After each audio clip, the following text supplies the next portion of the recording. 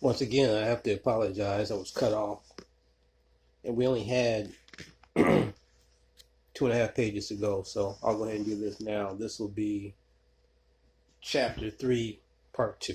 Okay, so you see it uploaded in a few days. That's what it will look like from the title of the video. So let me finish up. And so Asachifo continues to say, it is particularly disgraceful that it should have been let me stop that again. Correction. A paragraph below that. So scratch that. Let me continue here. The activities of the CIA no longer surprise us. We have experienced many examples of the work in this organization in recent years. Last May 1966, the subversive activities of the U.S. Embassy military attaché in Somalia, Colonel Romer, was exposed. He had been making approaches to Somali army officers and organized the illegal importation of arms into that country with the object of carrying out a coup d'etat. In 1965, in July, Taylor Odell, an attaché of the U.S.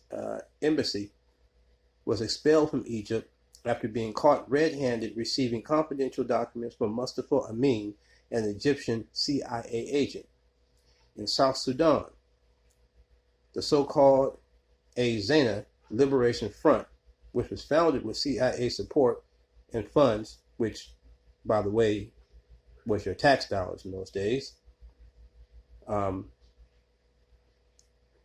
Its purpose was to detach South Sudan from the rest of the country and to proclaim an independent state of Azena. It didn't happen, though. In the Congo, Brazzaville, the CIA has been involved in various attempts to sabotage the progressive movement of President Makemba Deba. The record of CIA activity in the Congo Kinshasa is equally disturbing and continuing, and in fact does continue in 2021, by the way. Between 1961 and 1964, CIA agents murdered a number of politicians and important public men in Burundi, the last being the prime minister of that country, whose assassin, CIA agent Gonzalo Mazzini, was searched and 3 million francs was discovered, which that particular president had received from the CIA.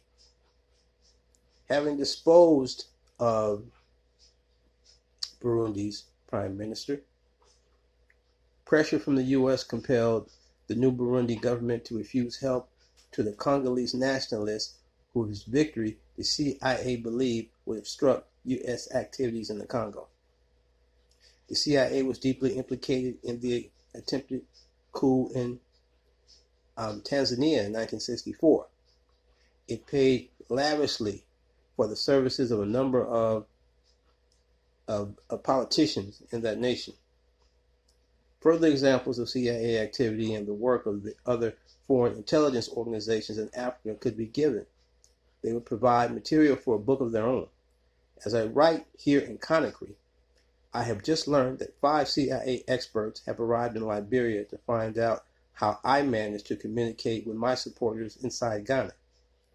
Doubtless, they have been called in by the puppet NLC, whose creation owed so much to U.S. and British intelligence.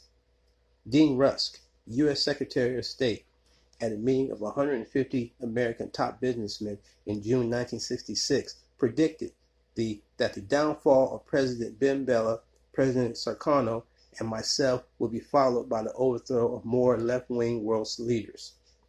He started to name them, but he thought better of it and ended his prediction with an enigmatic smile. We know both the strength and the limitations of imperialist intelligence organizations. While being responsible for a great deal of unrest in Africa in recent years, they have not been as successful as many would have us believe. This is partly because they have frequently been outwitted by their superior techniques and organization of certain counterintelligence services. It is also due to the fact that they have failed in many instances to buy the cooperation of a sufficient number of key Africans who are prepared to betray their countrymen. And on those who sell out, they depend on ultimately for their success. In Ghana, Harley, Kotoka, Arifa, and Deku were just the kind of men they were looking for. It was when all had been arranged and the army and police seizure of power was about to take place that Ankara was finally approached, and without a thought, he replied in one word, Mafe, which in Ga language means, I will do it. So that ends that chapter. I hope you all found that very intriguing and even somewhat exciting, really, as President Nkrumah continues informing us, analyzing, and giving much thought to the aftermath of the coup d'etat and the impact it has made in the immediate aftermath, and I dare say what it is still making in all of Africa today. And I'll be getting back to you with the next chapter in a few days. Thank you for listening. If you haven't subscribed, do so. Please give me a like and make a comment. I would like to hear your thoughts. Thank you.